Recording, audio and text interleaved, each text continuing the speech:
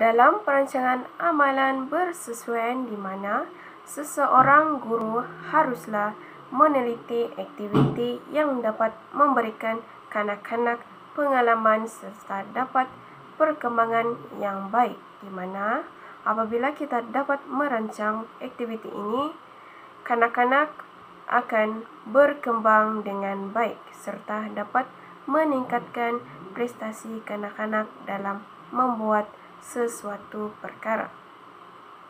Selain itu, amalan bersesuaian perkembangan ABP yang diterjemahkan dari Development Practice, di mana istilah ABP pertama oleh NIF pada tahun 1987 dengan objektif yang meningkatkan perkembangan holistik anak-anak dari lahir hingga 8 tahun.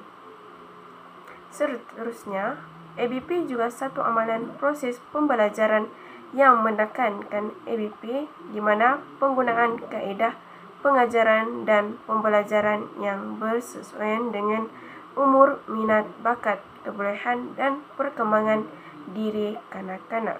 Pendekatan kurikulum yang berfokuskan kepada hasil pembelajaran dalam perancangan aktiviti atau amalan bersesuaian bagi kanak-kanak berumur 3 hingga 4 tahun.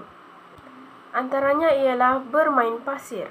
Ini juga akan mengajarkan kanak-kanak dalam pendedahan matematik, di mana kanak-kanak akan belajar dalam membuat anggaran dan kuantiti. Seterusnya, manfaat kanak-kanak bermain pasir ini, di mana kanak-kanak akan dapat merangsang motor halus, di mana pada masa yang sama mereka bermain dan menggerakkan tangan dengan menggenggam, menghancurkan, menggumpal serta melenyekkan pasir, di mana ia membantu motor halus dan motor kasar kanak-kanak. Selain itu, aktiviti bermain doh.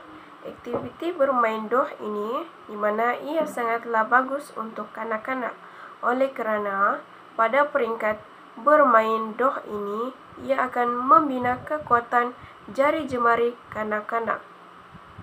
Dan pada masa yang sama, ia dapat membantu pembangunan motor halus tangan kanak-kanak tersebut. Bermain blok ini sangatlah sesuai bagi kanak-kanak, di mana kanak-kanak dapat menikmati dalam menyusun blok menara tersebut dengan setinggi mana yang mungkin. Permainan blok ini juga dapat mengembangkan kemahiran motor halus kanak-kanak, di mana apabila kanak-kanak bermain blok ini, kanak-kanak akan dapat membina perkembangan sosial di sekeliling kanak-kanak tersebut. Selain itu, menari juga merupakan satu pendekatan yang sangat baik dalam membantu memupuk pelbagai aspek perkembangan kanak-kanak yang sedang membesar dan tidak terhad kepada perkembangan fizikal sahaja. Malah, menari juga dapat mengintegrasikan beberapa fungsi otak secara serentak. Antara salah satunya, kepentingan menari ini ia dapat memperkembangkan fizikal kanak-kanak. Khususnya aktiviti bermain muzik, di mana ia sangatlah bagus untuk kanak-kanak. Ia akan memberikan kanak-kanak lebih ceria dan positif, yang di mana apabila kanak-kanak mula bernyanyi, ia akan meningkatkan perkembangan fizikal kanak-kanak, di mana ia akan mula menggerakkan badan apabila bernyanyi, dan ia juga dapat membantu perkembangan kemahiran bercakap. Malahan, apabila lagu-lagu dimainkan, kanak-kanak akan mempelajari perkataan dan bahasa yang baru.